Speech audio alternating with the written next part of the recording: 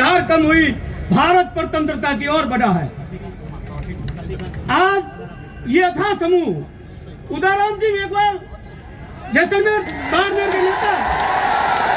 मैं आपको स्पष्ट कहता हूं कि ये था समूह आपके करतूतों के कारण यहां आज बैठा है।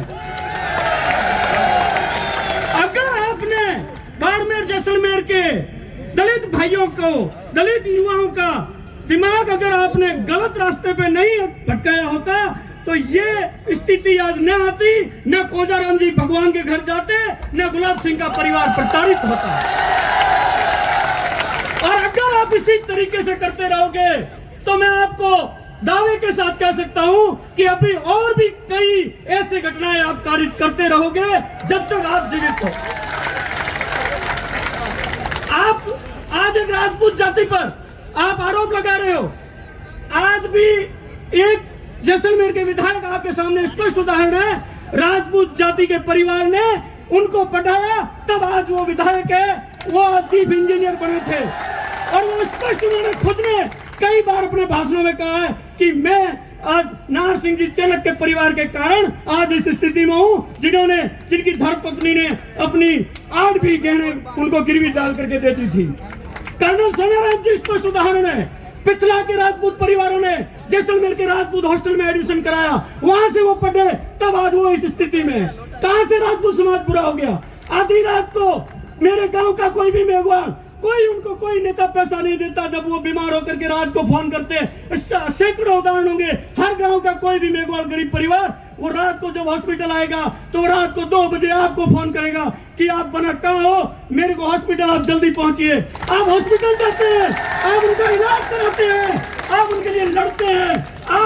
मैं स्पष्ट करके कई उदाहरण ऐसे सैकड़ों आप अपने सामजुड़ाई भाइयों के लिए, सामजुड़ाई भाइयों से आप अगर आपके परिवार के वास्ता रखने वाले किसी मेघवाल को अगर किसी ने धक्का भी दे दिया, आप सामजुड़ाई भाइयों से मारने को तैयार हो जाते हो।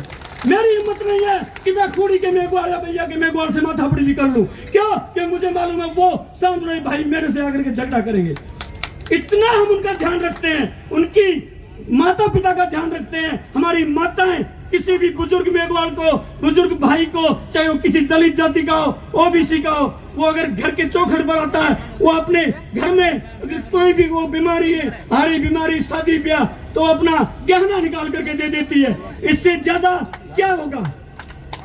कौन सा बुरा गुनाह किया? लेकिन ये वोट बैंक की राजनीति, हम इसीलिए कमजोर होते जा रहे हैं क्योंकि हम डरते हैं। हम राजनीतिक दलों से डरते हैं, हम राजनीतिक संगठनों से डरते हैं। हमारी हिम्मत नहीं है कि हम खुल करके बोल भी सके। 5 दिन तक देख रहा था कोई खुल करके पोस्ट लिखने की हिम्मत नहीं कर पा रहा। आज आपका था जनसमूह सारे हम राजनेताओं को यहाँ लेके आ गया। क्यों?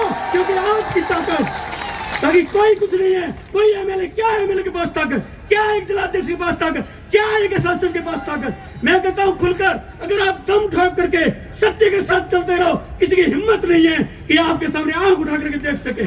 आप हमेशा सत्य के साथ रहो, आप हर जाति का सम्मान करो, लेकिन अपनी जाति पर आए हुए जब भी कोई प्रतिकार, जब भी कोई अन्याय हो, तो आप प्रतिकार करने की हिम्मत रखो। तो आपके सामने किसी की हिम्मत नहीं है तो आंख उठा के देख सके।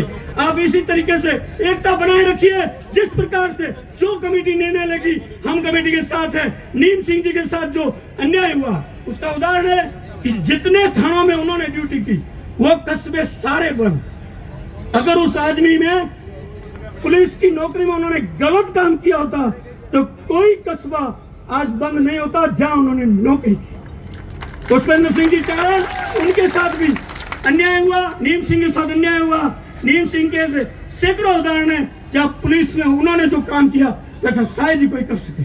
इसलिए जो कुछ भी हुआ ये अन्याय हुआ है और इस अन्याय के हमेशा हम प्रतिकार कर देंगे। और निर्दोषों को, गुलाब सिंह के परिवार में अगर किसी को भी निर्दोष को फंसा दिया तो उनके खून, उनके पसीने की एक भी बूंद गिरी वहां हम हमारा खून बहा देंगे। ये तो हम करते हैं, किसी से नहीं करते, लेकिन हम सबका सम्मान करते हैं। ये जाति ऐसी है जो सबका सम्मान करती है, चाहे ब्राह्मण हो, चारण हो, जाट हो, मूल ओबीसी हो, दलित हो, सबका सम्मान करते हैं। लेकिन हम हमारे ऊपर आए हुए, आप अगर हमारे ऊपर अन्याय करोगे तो हम खुलकर प्रतिकार करेंगे। हमारे में वो सारी ताकत है जिसका हम जिस तरीके से जवाब देना चाहे देंगे। जय हिंद। जय भारत, बोलो महाजगदम्बा की।